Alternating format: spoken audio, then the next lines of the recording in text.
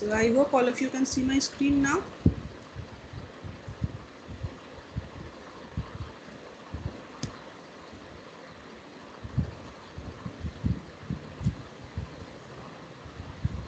So we were discussing this.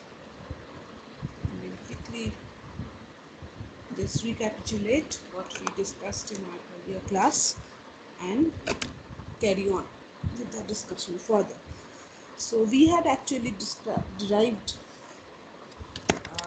the most important expression of Young's double slit experiment. We had derived intensity expression, and to keep continuity, I'll just quickly go through the steps. So this was the setup, particular orientation of the setup.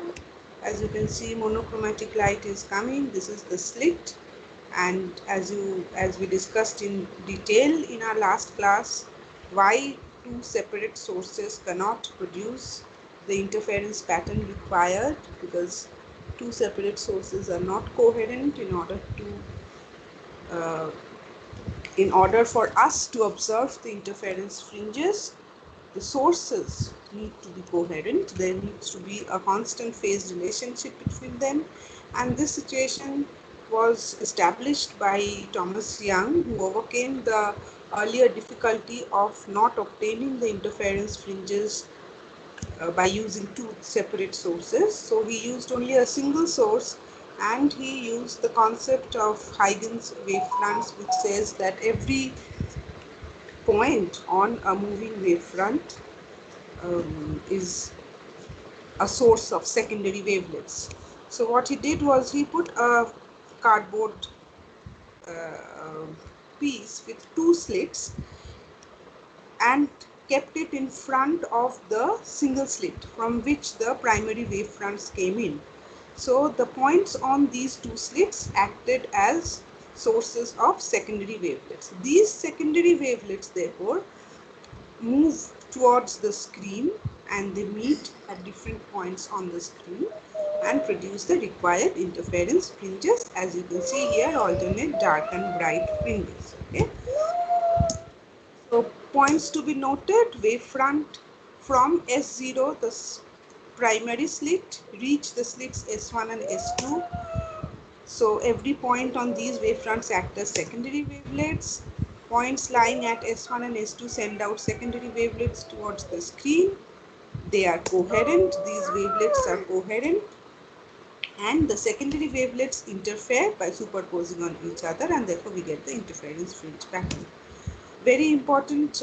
Okay, so since we are getting this fringe pattern by the division of a single wavefront into two wavefronts, this is called interference by division of wavefront. Okay, so this can be a question: what kind of interference occurs in Young's double slit experiment, or why do we call this interference by division of wavefront? Okay, this can be a possible question. And second important point is that two slits S1 and S2 are actually acting as sources, and they are called virtually coherent sources, because they are not actually sources, they are just slits, but in the experiment they are acting as virtually coherent sources. Okay. So we studied the intensity distribution by drawing this diagram, where these are the two slits, distance between them is small d, and distance between screen and the two slits is capital D. And I will not, of course, go in the detail because we did it in the last class. Just remember that small d much less than capital D is a very necessary condition.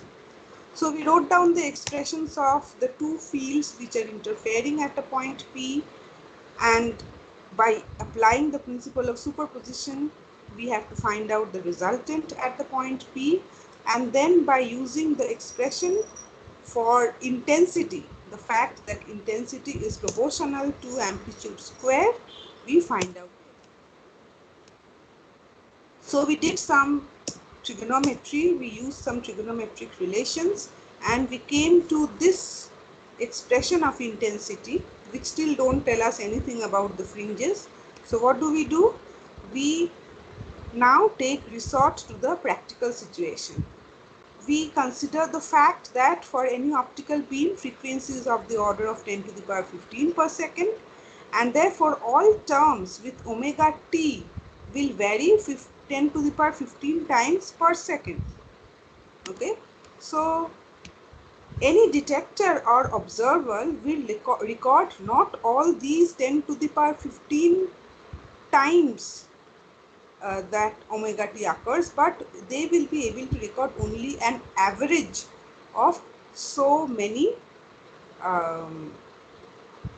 what should I call, um, so many variations. The final observation will only be an average count of all these so many variations. So we have to replace all terms containing omega t by their time averages. And we saw that during calculation of time average, the time average of the cosine square theta terms give you half, no matter what the argument theta is, and the time average of the cosine theta term will give you 0, no matter what the value of the argument theta is. Okay, so using that, we therefore get in the expression of I these two terms giving me only half and this term giving me a 0, being replaced by 0. So expression that we get, and we replace half K01 squared by I1, the intensity of the first slit, half K02 squared by I2, the intensity due to the second slit, and 2 pi by lambda S2P minus S1P is written as phi, where S2P minus S1P is the path difference between the interfering beams, and phi equal to 2 pi by lambda S2P minus S1P is the phase difference between the superposing waves. So this is the final expression of the intensity. Now once we have the final expression of intensity, we can see that the intensity expression, in the intensity expression, the only variable term is the cos phi term. Okay, so the value of phi is the only term that varies, because I1 is a constant, I2 is a constant. Now phi is 2 pi by lambda S2P minus S1P. So depending on the position P on the screen, we will get different values of the quantity S2P minus S1P. Now remember, S2P minus S1P is a very, very small quantity. But that very, very small quantity, that difference, which is a very small difference, but that small difference makes the pattern possible. Because it is the variation of this value, the path difference between the two interfering waves, which results in the phase difference, and that phase difference will change the value of the cos phi term. Okay, so we know the maximum value of cos phi is +1 and the minimum value of cos phi is -1. So the value of the cos phi term will vary between +1 and -1, and hence the expression of the intensity will vary between maximum and minimum. And hence we get on the screen points where we have a maximum intensity and points where we have a minimum intensity. So this is basically the governing term. This path difference, and hence the phase difference is the most important part of this entire exercise. Okay, so cos phi maximum or minimum is ±1, and therefore we saw that the maximum value of intensity is when cos phi is +1. So we get I1 plus I2 plus 2 root over I1 I2, okay, which is equal to root I1 plus root I2 whole square. We can write it like that. When will this happen? When cos phi is +1, which means phi can be equal to 2n pi, where n equal to any integer, which means 2 pi by lambda S2P minus S1P is equal to 2n pi. So the path difference between the interfering beams have to be integral multiple of the incoming wavelength. So the condition for getting a bright fringe is this: S2P minus S1P equal to n lambda, and this is called constructive interference. Clear? Then minima is obtained when cos phi equal to -1, and the expression of minimum intensity is root I1 minus root I2 whole square. Cos phi equal to -1 happens when phi equal to odd multiple of pi, that is 2n plus 1 pi, n equal to any integer 0 or any integer. So path difference will be n plus half lambda. So this is the condition when the path difference between the interfering beams is half odd integral multiple of lambda, then we get dark fringe, and this is called destructive interference. We must also note, this is the last thing that we discussed, that if the two intensities are equal, that is I1 equal to I2, that is the two values of E01 and E02 are same, which is most likely the case because we are getting the wavelets, the secondary wavelets are being obtained from the same wavefront, and if the precision is good enough to make the two slits S1 and S2 almost identical, then I1 and I2 will also be almost equal. In that case, I max will be twice I, and I min, the minimum intensity, will be 0.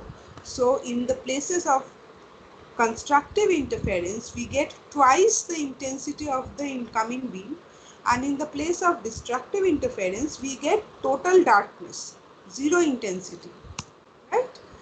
When we can write I1 equal to I2 equal to say I0, so that expression of intensity I is equal to 4I0 cos square phi by 2. So we can see that the ratio of the intensity at any point on the screen to the incoming intensity is a cosine square function. Okay, and so we were able to draw the intensity distribution curve for Young's double slit experiment, which happens to be like this. So if you plot intensity versus path difference, you can see that at all integral multiples of path difference, we get a high value of intensity, I max, and at all half integral multiples of path difference, we get a 0 value of intensity. Okay, so all these high values of intensity, that is all the positions of I max, correspond to these bright fringes. Okay, these yellow parts, these are the bright fringes, and all the 0 values of intensities in this intensity distribution curve correspond to these dark fringes. All right, so bright fringes means constructive interference, dark fringes mean destructive interference, right?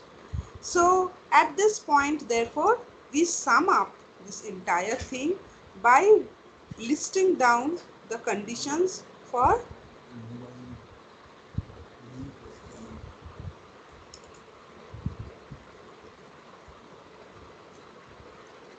we are now at a position to list down the conditions for sustained interference. First, the sources must be coherent. Second, capital D much greater than small d, that is distance between screen and slit must be much greater than the separation of the two slits. Source must be equidistant from either slit, that is, we must make the slits in such a manner that the source is equidistant from both. Okay, source must also be monochromatic, because you can see lambda plays a very important role in the final formula. Lambda occurs in the expression of phase difference and path difference, and therefore the value of lambda becomes very important. And therefore, and in this entire exercise, we have taken a single lambda. So this is applicable only for monochromatic sources. And for getting high contrast, I1 must be equal to I2. What do I mean by this? Getting high contrast? That is, this is what I mean. This picture that you can see here of the fringes is what I mean by high contrast. You see, we can actually identify the bright parts from the dark parts. Okay, suppose I tell you that you see that spot of light over there on the wall. There are actually two fringes, and in between them there is a dark fringe. So if you cannot see the two fringes, you can see only one bright spot. What does that? And suppose I am claiming that no, they are not, that's not one bright spot. Those are actually two spots. Okay, so what does that mean? It means that the two spots, maybe they are two bright spots, but that means that in between them, the dark spot, the region of destructive interference, is not very dark. Okay, do you get my point over here? We will be able to identify two bright lines as two separate bright lines only if they are separated by a very dark line. If the line that is separating the two bright lines is not very dark, okay, then you won't be able to see the two bright lines as two separate lines. You understand what I mean? So when you want highly contrasted fringes, the bright spots should be very bright and the dark spots should be very dark, zero intensity preferably. Okay. So, but if the bright spots are bright and the dark spots are just, less bright, then the contrast is not sharp and that is not desirable. So this is what I'm trying to say. So for getting high contrast, I1 almost equal to I2 is a desirable condition. The sources must be in the same state of polarization. This is another important condition. Now you have not done polarization, so I won't go into the detail of this thing, but just remember that any source of light can be in different states of polarization, and there are certain materials which when kept in front of a source of light may change the state of polarization. So we must be careful that between S and S1 or S and S2 there is no such material that might change the state of polarization of one of the waves. So when the waves are actually interfering on the screen, they must be in the same state of polarization. Okay, so these 6 points are very, very important, and this comes as a question. This is a standard question. Okay, what are the conditions for obtaining sustained interference pattern on the screen? So these are the 6 points that you must write down. Okay, so any questions till now?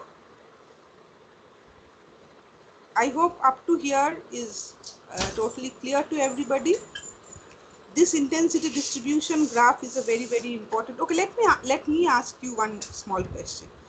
If you know the answer, then you will unmute and tell me. Suppose in the Young's double slit experiment, I have monochromatic source of yellow light and I'm getting a fringe pattern on the screen. Now suppose I cover one of the slits by a red paper, a red transparent paper. Can you tell me what will happen? Just take a few seconds, think about it and unmute an answer. I'll just repeat my question. In the Young's double slit experimental setup, I covered one of the slits by a red transparent paper.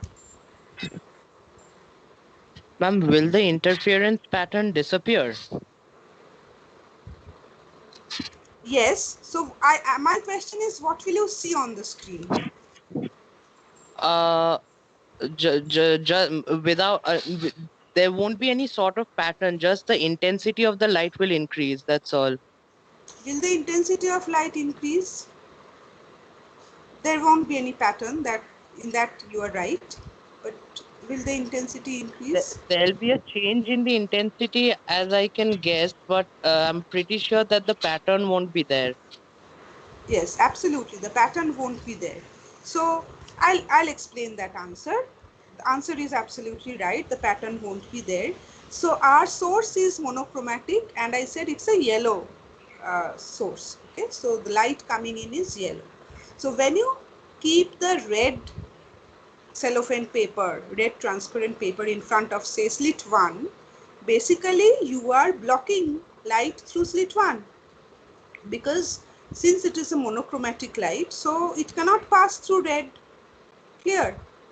So on the screen, what you will get is a spot of light in front of the slit 2, in front of S2, because now only yellow light is coming from the second slit and going towards the screen, and you get just a spot of light or a thin line as the image of the slit S2 on the screen. Has everybody understood that? Yes, ma'am. Okay. Now let Yes. me ask another question. Mm,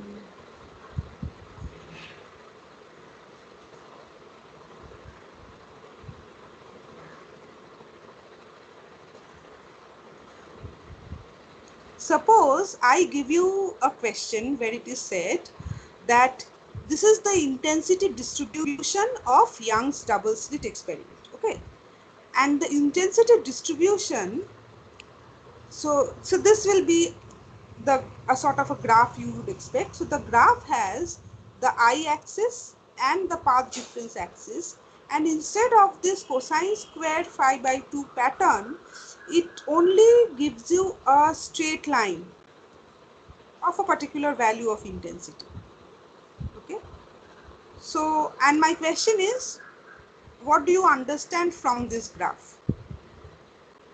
So I'll just try to,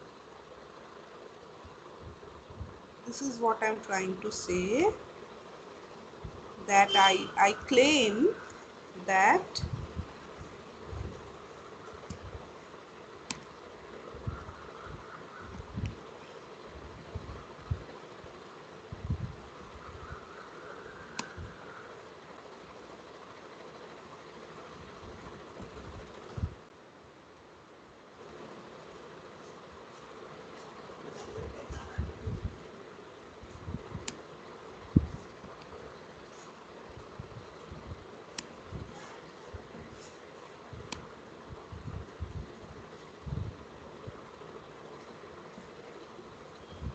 okay, so this is my claim that this is the axis which has intensity, and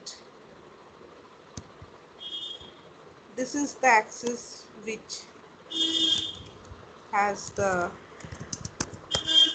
path difference, and this is some value, say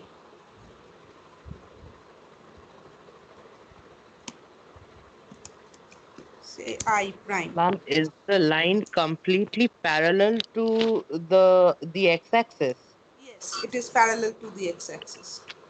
Ma'am, then ma'am, can we draw the conclusion that one of the conditions which favor a sustained interference has not been met, because the characteristic feature of a sustained interference is the pattern of the graph that was shown to us earlier, of the Right, representing the path differences. This right, represents a constant intensity. right. So it means that even if this be, if there is a Young's double slit setup, and everything has been done, and but this is the intensity expression, then one of the conditions has not been met. In most likelihood, one of the slits maybe has been covered, so that light is coming in from only through only one slit. Okay, um, or maybe this can also be like uh, both the slits have been uncovered, but there are two separate sources, so that you get the sum of two sources on the screen, but no intensity pattern, no interference pattern on the screen. So yes, that is the answer, that the conditions of obtaining interference fringes have not been maintained, and therefore we are not getting any fringe pattern, we are only getting a constant intensity on the screen. Okay, that constant intensity this shows that even though you are moving away from the central point and going to points of different path differences, still the intensity remains the same. So basically there is no cosine square term. So the interference fringe has not formed. The fringes have not been formed. Okay. So these are typical questions that may be asked. Okay. So now we will move on to the next part of the discussion. So here we will be calculating the fringe width. So in our previous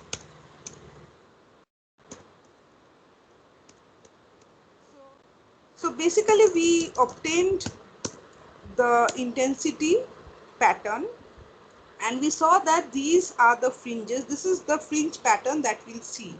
Now we saw that fringe pattern will be such that there will be positions of maximum intensity and minimum intensity, but we know the quantitative value of the intensity, but we don't know any quantitative feature of the fringes.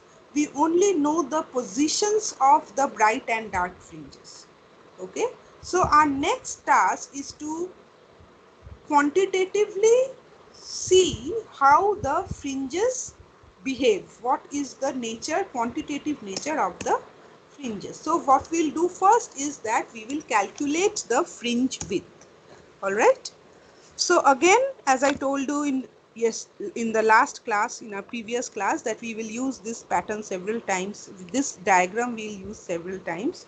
So this is our typical Young's double slit setup. S1, S2, D, small d separation between them, capital D separation between slits and screen. Okay, so S1P is one ray moving from S1 to the point P on the screen. S2P is the other ray moving from S2 to the point P on the screen. So the distance between the virtual sources S1, S2 is small d. Distance between screen and source is capital D. P is any point on the screen. Okay, so P, this point P, now we say that this point P is at a distance yn from the central fringe at P0. So the point that is directly opposite to the midpoint of S1, S2, we call it P0, and that is the position of the central fringe, because S1 P0 is always equal to S2 P0. So at this point P0, the path difference between the two rays is always equal. Sorry, the path traveled by the two rays is equal, so that the path difference is always 0. And we know that at the point of 0 path difference, we will get a bright fringe, because constructive interference condition will be satisfied. Now, as you move away from this point that we call the central fringe, we will get either bright or dark fringes. So let us suppose that P is one such point which is at a distance yn from P0. All right. Now what we do is we drop, so we now do some geometrical constructions to get to our result. We drop perpendiculars from the sources S1 and S2 onto the screen, so that S1 Q, can you see Q here, a very tiny Q, S1 Q equal to capital D and S2 R equal to capital D. I hope all of you can see the dashed lines, which are the perpendiculars that I have drawn on the screen from S1 and S2 at the points Q and R, so that S1 Q equal to capital D, S2 R equal to capital D. Now from the figure we can see that the distance PQ, okay, PQ here is equal to yn minus d by 2, okay, because QR is small d, S1, S2 is small d, therefore QR is small d. So Q P0 is d by 2, P0 R is d by 2. So this distance here PQ is yn minus d by 2, and PR is yn plus d by 2. Is this much clear to everybody? PQ equal to yn minus d by 2, PR equal to yn plus d by 2. Okay. Now let us take into consideration the triangle S1PQ. Can all of you see the red highlighted triangle? S1PQ. Okay, I've highlighted it I've tried to highlight it in red. S1PQ, this triangle. So in this triangle, this is a right angled triangle, and we can see that S1P square equal to S1Q square plus PQ square. Okay, which means S1P square is equal to capital D square plus Yn minus D by 2 whole square. Please follow the steps. If you don't understand any point, these are very simple geometric constructions and very simple algebra. Even then, if you find any point that you don't follow, please unmute and tell me. Okay, next we take triangle S1PR. Okay, this one I've highlighted in brown, S1PR. Sorry, S2PR. Okay, so in the triangle S2PR, again a right angle triangle, we can see that S2P square is equal to S2R square plus PR square. So D square, capital D square equal to Yn plus D by 2 whole square. Okay. So now if you subtract these two squares, that is S2P square minus S1P square, what we get? Capital D square plus Yn plus D by 2 whole square minus capital D square plus Yn minus D by 2 whole square. Okay. So the capital D squares go and we are left with 2YND. Alright. Simple algebra. I don't think there's much to explain here. So S2P minus S1P, we got S2P square minus S1P square equal to 2YND, which means S2P plus S1P minus multiplied by S2P minus S1P is 2YND. So S2P minus S1P can be written as 2YND by S2P plus S1P. Okay, we just take one factor to the denominator on the right hand side.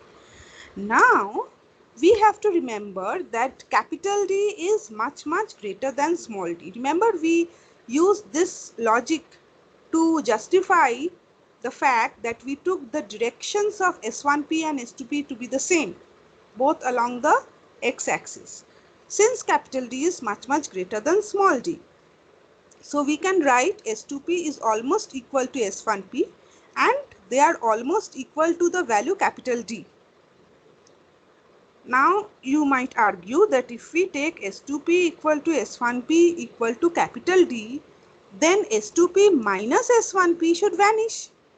If S2P is approximately equal to S1P, then the difference should also vanish. Okay, because in the next step I am going to write S2P minus S1P equal to 2YND by 2 capital D. So S2P, the sum S2P plus S1P, I am writing as twice capital D. Okay, so the difference I am not equating to 0, but the sum I am saying it is equal to twice D.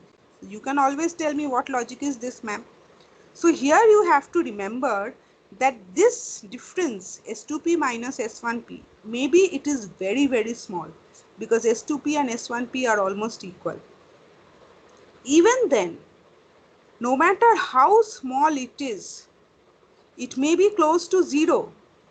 But what is the value of cos 0?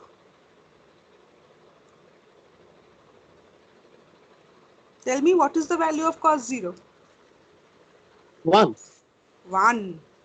So even if the path difference between the two rays is 0, in the intensity expression, remember it appears as the argument of a cosine term. So we cannot neglect it even if it is close to 0. So no matter how small the value of S2P minus S1P is, that value is the very reason for the appearance of the fringes. So we can equate S2P to S1P to capital D and write down the sum as twice capital D. But at the same time, we cannot write, since S2P close to S1P, S2P minus S1P is close to 0. and therefore write this to be 0. We cannot do that because that is the very reason for the formation of the fringes. So here you have to apply this logic. You don't need to write this down, but I am saying this because this question might arise in your mind, that if we are equating the two and writing the sum to be twice d, then why are we not equating the difference to 0? Because even if the difference is very small, we cannot neglect it because that is the very reason for the appearance of the fringes. Okay, so S2p minus S1p equals to 2yn d by 2d, which means it is equal to yn small d by capital D. Okay. Now S1p is the path traversed by light wave from source S1 to P. S2p is the path traversed by light wave from source S2 to P. So S2p minus S1p is the path difference between the waves interfering or superposing at the point P. So the path difference at any point P on the screen, we write it as capital delta, is equal to yn small d by capital D. Okay, and therefore the phase difference at any point P is given by phi equal to 2 pi by lambda into path difference, that is 2 pi by lambda into delta equal to 2 pi by lambda yn d by capital D. This is the phase difference. Now we know that for constructive interference, the phase difference should be n lambda, n equal to 0, 1, 2, etc. So which means yn d by capital D should be equal to n lambda. Path difference should be n lambda. So from here we can see yn d by capital D is equal to n lambda. So the value of yn, remember what yn is? Yn is the distance of the point P on the screen from the position of the central fringe. So yn gives you the position of the nth fringe. Clear? So the value of yn is n lambda capital D by small d. Distance of the nth bright fringe from the central fringe. This is the condition for brightness. Therefore, yn equal to n lambda capital D by small d is the distance of the nth bright fringe from the central fringe. Therefore, we can see that for n equal to 0, y0 equal to 0. So at 0, you get a bright fringe, that is the central fringe. At n equal to 1, you get the first, apart from the central fringe, then you get the first bright fringe at lambda d by d, the second bright fringe at twice lambda d by d, etc. Okay, so this is the central bright fringe, first bright fringe, second bright fringe, etc. So how do you get the separation between two consecutive bright fringes? One bright fringe is at n lambda d by d. The next bright fringe will be at n plus 1 lambda d by d, integral multiple. So the difference between these two positions is n plus 1 lambda d minus n lambda d by small d. So equal to lambda capital D by small d. Okay. So the fringe width for a bright fringe is beta bright. We denote the fringe width by beta. So beta bright equal to lambda capital D by small d. Now for a given setup of the interference, Young's double slit interference apparatus, lambda is a constant because we use monochromatic source, d is a constant, the distance between screen and slit, small d is a constant, the separation between two slits. So you can see from here that all the bright fringes are of equal width. All right. Next, we have to calculate the fringe width for the dark fringes, the black lines. So for destructive interference, we know that the path difference should be equal to half integral multiples of lambda, n plus 1, n plus half lambda. Yn d by d is the position, is the path difference. So Yn d by d for destructive interference should be equal to n plus half lambda. So yn equal to n plus half lambda capital D by D. So this is the position of the nth dark fringe from the central fringe. Now for the dark fringes, you can see that if you put n equal to 0, you get y0 equal to lambda d by 2d, not 0, because we already had the central fringe to be a bright fringe. N equal to 1 will give you y1 equal to 3 lambda d by 2. N equal to 2 will give you y2 equal to 5 lambda d by 2. So n equal to 0 will give you the first dark fringe. N equal to 1 will give you the second dark fringe. N equal to 2 will give you the third dark fringe. Now you have to note something over here. For the bright fringes, if you are said, if it is said, if the problem says that the position of the fourth bright fringe is say 2 millimeter from the central bright fringe, it means n equal to 4. Fourth bright fringe means n equal to 4. But if it says the position of the third dark fringe is at 2 millimeter from the central fringe, what is the value of n that you will take? Third dark fringe means n equal to 2. So nth dark fringe means, or rather jth dark fringe means n equal to j minus 1. Whatever is the number of the dark fringe, the value of n should be 1 less. You have to keep in mind this fact when you are doing a problem. So you have to first see whether the problem is mentioning a bright fringe or a dark fringe. If it says a bright fringe, then n is the same as the position of the bright fringe. If it is a dark fringe, then n is 1 less than the rank of the dark fringe that is being mentioned. Okay, so this is something that you must keep in mind. People get confused of this. So separation between two consecutive fringes, in the same manner we will calculate that. Yn minus yn plus 1 is 2n plus 1 lambda d by 2d minus 2n minus 1 lambda d by 2d, which comes out to be again lambda d by d. So fringe width for dark fringe beta dark is also lambda d by d. Once again, lambda, capital D and small d are all constants for a given setup, so that for a given setup all the dark fringes are of equal width. In fact, beta bright equal to beta dark equal to lambda d by d.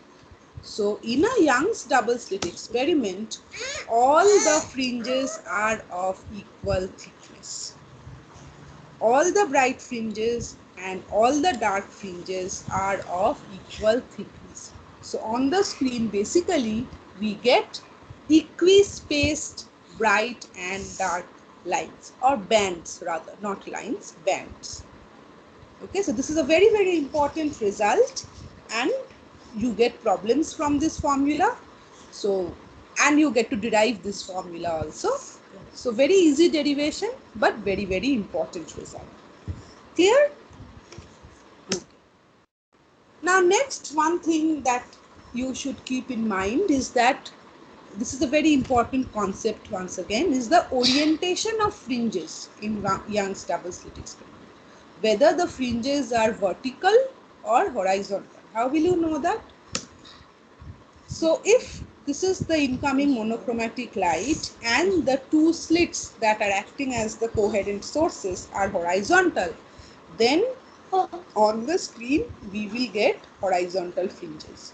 So horizontal slits result in horizontal fringes, but rest of the numerical calculations are all exactly similar. Okay. On the other hand, if you have vertical slits, then you have vertical fringes. Okay, so vertical slits result in vertical fringes, horizontal slits result in horizontal fringes. So this is something you must keep in mind, because this may not come as a question, but this should be clear in your mind. Later on, sometime in your career, you may face an interview where such a question is given. You know, this is a slit that is given and you are asked to draw the fringes, what will be the orientation of the fringes. So then you have to just keep this in mind, that vertical slits result in vertical fringes and horizontal slits result in horizontal fringes. Okay. Shape of fringes. What is the shape of fringes in Young's double slit experiment? So you can say that why are we discussing this? We already saw in all the diagrams that we have alternate bright and dark lines. Alternate bright and dark bands. So okay, here they have used red light. So the bright fringes are red and the dark fringes are obviously dark. Straight lines. However, the actual shape is like this. As you move far away from the central fringe, and if the screen is subsequently far away from the slits, then you can see that the more you move away from the central fringe, the fringes become curved like this. This is the actual shape. Okay, they are called rectangular hyperbolae. However, you might ask this, or you might be asked this question in future, that why do we get to see straight lines if the fringes are not of that shape, if the fringes are actually rectangular hyperbolae? Because if the screen is very far away, then we observe only the straight line region. Okay, we do not observe this curved region if the screen is very far away, and keeping the screen far away is one of the conditions of getting a good pattern. All right, so which is why these curves sort of are truncated from the field of view. Now this calculation is there. You can this the locus of the point P. Remember the point P where the two waves are actually interfering, superposing on each other on the screen. So if you calculate the locus of that point on the two-dimensional screen using simple coordinate geometry, then you will get the equation of a rectangular hyperbola. I have not done that calculation over here because that is only a very,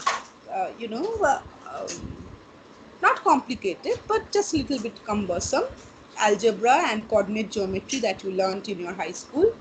And that calculation is done in most standard textbooks, so you can always look up.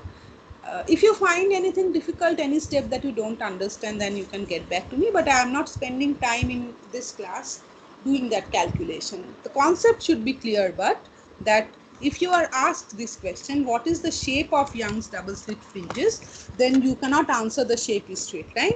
Your answer should be like this: the fringes are rectangular hyperbolae, but since we keep the screen very far away from the slits, therefore we get to see only the straight line portion.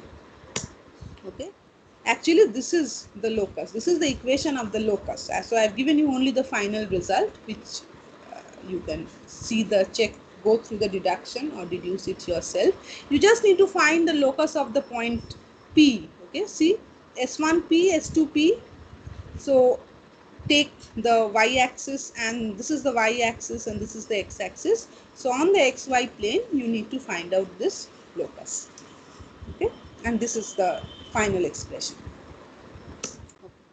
This is again a very, very important point. Redistribution of energy.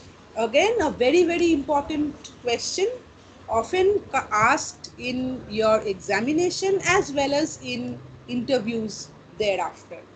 Redistribution of energy. You see, this is the fringe pattern that we have already seen and we have discussed several times now. Okay, so the fringe pattern consists of alternate dark and bright fringes, right? Bright fringe means enhanced intensity, which means enhanced energy. Remember, if I1 equal to I2 equal to I0, then bright fringe means twice I0. Dark fringe means reduced intensity, which means diminished energy. Intensity is a direct measurement of the energy. So bright fringe means enhanced energy, dark fringe means diminished energy. So the question might arise, where does the energy go? What happens in the regions of the dark fringes? in the regions of bright fringes, if the intensity of the incident beam is I, and if I1 equal to I2, they are both of equal intensities, say I0, where I0 is the intensity of the incident beam, then how can the bright regions become twice I0? From where does the extra energy come? And how does the dark fringe regions become 0? Where does the energy go? Okay, so this is a question that is quite relevant. So this is the expression of intensity as we derived earlier. Okay, if you take the average value of this intensity, if you take the average of I, then you basically have to average over phi, right? So 0 to 2 pi I d phi divided by 0 to 2 pi d phi. This is how you calculate the average. And if you do this calculation using this expression of I, you get I1 plus I2. So the average value of intensity is equal to the total incident intensity, which means there is no problem with the total energy. Incident energy is equal to the total incident energy is equal to the average intensity of the entire pattern, which means the total energy is conserved. Okay, so there is no destruction of energy. That part is all right. So what happens here is a very, very special phenomena called redistribution of energy. So the energy disappearing at the positions of dark fringes reappeared at the positions of the bright fringes. It is as if you have several bowls of water, one after another, and someone has taken the water from alternate bowls, okay, and distributed them to the neighboring bowls. So between two bowls, there were 3 bowls, say there are 5 bowls, say. So from the second bowl, someone has taken the water and put it into the first and the third bowl. Again, from the fourth bowl, someone has taken the water and put it into the the third and the fifth bowl, and so on. So it is as if someone has scooped the energy from the regions of the dark fringes and added them to the regions of the bright fringes. So the bright fringes have enhanced energy and the dark fringes have diminished energy. Okay, and this is known as redistribution of energy. This is a very, very unique phenomena that happens only in the case of interference of light or interference of electromagnetic waves for that matter. Okay, so apparently it seems there is some flouting of the energy conservation of law, but the moment you calculate the average of the intensity pattern, you see that there is no flouting of the energy conservation of law, there is no destruction of energy. So what is happening over here is a very special phenomena known as redistribution of energy. So if you are given this question in the exam, you basically have to mention this formula over here. You have to give the expression of the intensity. You have to show that the average is equal to the sum of the incident intensities so that there is no destruction of energy. And then you have to write this down, that the energy disappearing at the positions of the dark fringes reappeared at the positions of the bright fringes. And this is a special phenomena known as redistribution of energy. Okay. I think I'll end there today. We have certain problems to address regarding interference. So we'll discuss those problems in our next class. And I will give you an assignment sheet at the end of next class. I think by next class we'll finish off interference by division of wavefront, and after that we'll start the other form of interference by division of amplitude. So let that be it today. So you please send me your attendance.